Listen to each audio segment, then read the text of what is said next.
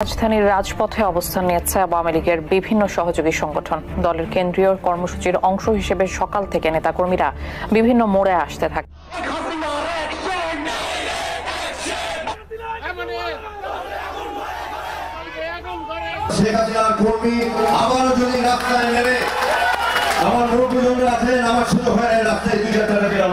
আপনারা যদি নির্দেশ দেন আগামীতে এই যে বললেন কামালটা যে ৭৫-এর হাতিয়ার গর্জে পাওয়ার পর তারা স্লোগান দিয়েছে প্রেস ক্লাবে, আপনাদের এই বাগেরহাটে না ঢাকায় আপনারা কিভাবে রাজপথে আসেন সেটারও ব্যবস্থা আমরা নিব ইনশাআল্লাহ। মামলা, হত্যাকাণ্ড এই সকল কিছু মোকাবেলা করেছিলাম রাজপথে থেকে।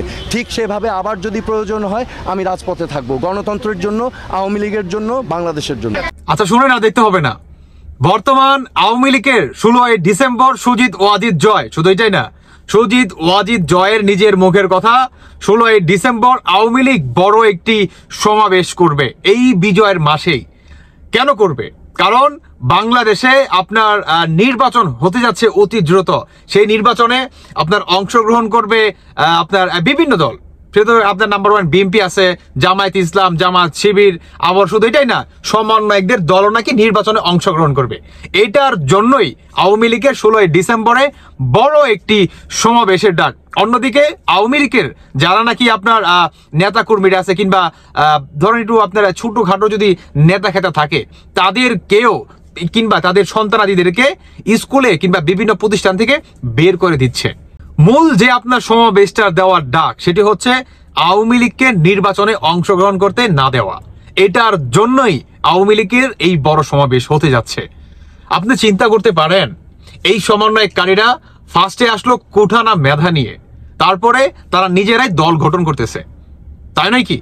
আরে ভাই, এখন বর্তমান হচ্ছে আপনার ইন্টারন্যাশনাল, মানে আপনার ইন্টারনেটের যুগ, তাই নয় কি? এই ইন্টারনেটের যুগে আমরা অনেকে কিন্তু জরিপ করছিলাম যে বর্তমান আমাদের বাংলাদেশে এই অন্তর্বর্তীকালে সরকারের আন্ডারে যদি আপনার নির্বাচন হয়, তাহলে এই নির্বাচনে কে বিজয়ী হবে, এটা তো পরিষ্কার, তাই না?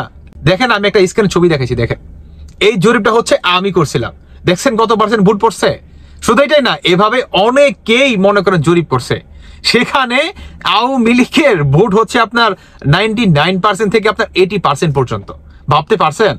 80% মানুষ এখন পর্যন্ত আওয়ামী লীগের সমর্থক, মানে আওয়ামী লীগকে চায়। সাধারণ জনগণ এখন পর্যন্ত আওয়ামী লীগকে চায়। সবচেয়ে মজার বিষয় কি জানেন? এই কথাটা যখন নাকি আপনার শুনে, মানে অন্তর্বর্তীকালে সরকার তারা নাকি দেখতে পায়, তাদের আসলে মানে ঘুম হারাম হয়ে গেছে, কিংবা তাদের চোখ কপালে উঠে গেছে। কারণ কি? কারণ হচ্ছে ভাই, এখন পর্যন্ত আওয়ামী লীগকে মানুষ এত ভালোবাসে, বারবার আওয়ামী লীগকে মানুষ কেন এভাবে চাচ্ছে? রিজন কি? রিজন হচ্ছে, আপনারা কিন্তু আমার এই ভিডিওটার আগে কিন্তু একটা ভিডিও দেখছেন যে সাধারণ মানুষ মানে হাহাকার লাগে গেছে, হাহাকার। কেন? 3 বেলা না খেয়ে পেরে। তো সাধারণ মানুষ বলবে না যে আগের সরকারই ভালো ছিল? আমাদের বাংলাদেশে যদি আপনি ক্যালকুলেশন করেন, তাহলে রিচ ফ্যামিলির কতজন আছে বলেন, এবং মধ্যবিত্ত ফ্যামিলির কতজন আছে? আমাদের বাংলাদেশটা কি রিচ না তো ভাই, আমরা যেন গরিব একটা দেশ, তাই না? তো এই দেশে আপনার কতজন মানুষ ভালো আছে বলেন? দিন শেষে আপনার গরিব মানুষের অঙ্কটাই বেশি। তো গরিব মানুষের অঙ্ক বেশি মানে কি? গরিব মানুষের ভোটও বেশি। তো গরিব মানুষ এত ভোট যাদের বাক্সে পড়বে, তারাই তো বিজয় হবে, তাই নয় কি? বর্তমান এটার জন্যই আপনার এই সমন্বয়কারীরা বা অন্তর্বর্তীকালে সরকার, তারা মনে করেন দুশ্চিন্তায় পড়ে গেছে যে কোনোভাবে যদি এর আগেই আমরা ইলেকশনটা দিয়ে দিতে পারি, তাহলে বেস্ট হবে আওয়ামী লীগকে বাদ দিয়ে। এটার জন্যই তারা এই পরিকল্পনা করতেছে, এবং এই যখন নাকি তারা এই পরিকল্পনা করে, এর মোতাবেক সুজিত ওয়াজিদ জয় তিনি 16ই ডিসেম্বরে আপনার বড় একটি সমাবেশের ডাক দিলে। শুধু এটাই না, সোহেল তাজ, আপনার ফারাজ করিম চৌধুরী, অনেকেই থাকতেছে, অনেকেই। আমি সাধুবাদ জানাই, সত্যি বলতেছে, আমি সাধুবাদ জানাই। সাধুবাদ জানেন কেন জানাই? সেটি হচ্ছে আপনার বাংলাদেশের আওয়ামী লীগ হচ্ছে 1971 সালের, যে 1971 সালকে আওয়ামী লীগের নেতৃত্বে বাংলাদেশ স্বাধীনতা আপনার লাভ করে।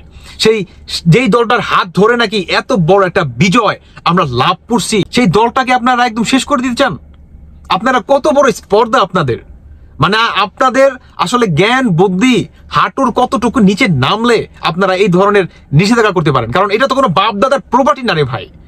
আওয়ামী লীগ তো বাপদাদার প্রপার্টি নয়, আওয়ামী লীগ হচ্ছে সাধারণ জনগণের। তো যেই দলটার পিছনে আপনার 60 থেকে 70% মানুষ এখন বর্তমান 70 থেকে 60% মানুষ নাকি সাপোর্ট করে, বা তারা ভোটের অধিকার সেই অ্যাবিলিটি তাদের এখন পর্যন্ত আছে, সেই দলটাকে আপনারা নির্বাচনে আসতে দিবেন না?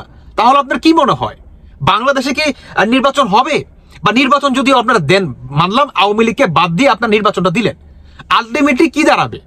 বাংলাদেশে ধরেন এক্সাম্পল 100 জন লোক আছে, এখন এই 100 জনের লোকের ভিতরে আপনার ধরেন 60% লোক ভোট দিতে গেল না, থাকে কত পার্সেন্ট? 40%। 40% মানুষকে নিয়ে আপনি ইলেকশন করবেন?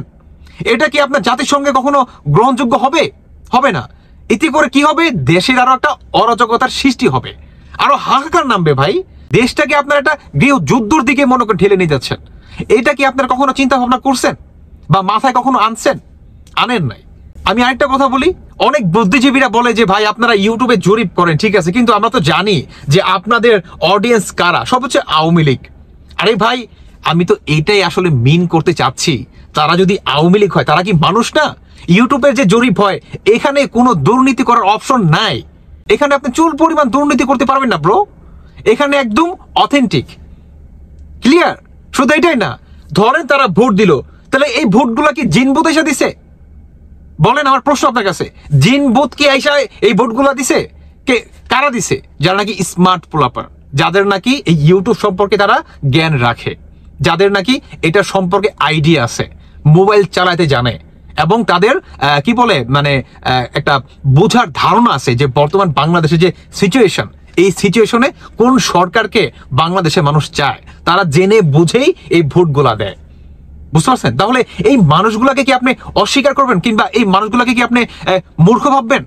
আমি তো স্মার্ট পোলাপানের কথা বলতেছি। আমি কি বলে গ্রাম অঞ্চলে যে মুরব্বীরা আছে যারা নাকি স্মার্টফোন বলতে বোঝে না, বুঝতে পারছেন, আমি তাদের কথা নাই বললাম। তাদের বক্তব্য নেন যায়, তারা এখন পর্যন্ত আওয়ামী লীগকে চায়। কিন্তু আওয়ামী লীগকে এখানে আরো একটা রিজন আছে, টুইস্ট আছে, সেটি আপনার সম্পূর্ণ আমি ক্রেডিট দিতে চাই এই আপনার বর্তমানে সমন্বয়কদের আর উপদেষ্টা মন্ডলীদের। সেটা কি জানেন? আপনারা কমসে কম আপনারা 10 থেকে 15% আওয়ামী লীগের দিকে আরো সাধারণ জনগণকে ঠেলে দিচ্ছেন। কি কারণ জানেন? একটা রিজন, সেটি হচ্ছে 1971 সালকে আপনারা রিসেট বাটন দিয়ে আপনারা শেষ করে দিতে চান, এবং এই 2024-এ আইসা আপনাদের নাকি কি বলে এইটাকে আপনারা বাংলাদেশের স্বাধীনতা বলেন, মানে আপনাদের ভাষায় বাংলাদেশের স্বাধীনতা।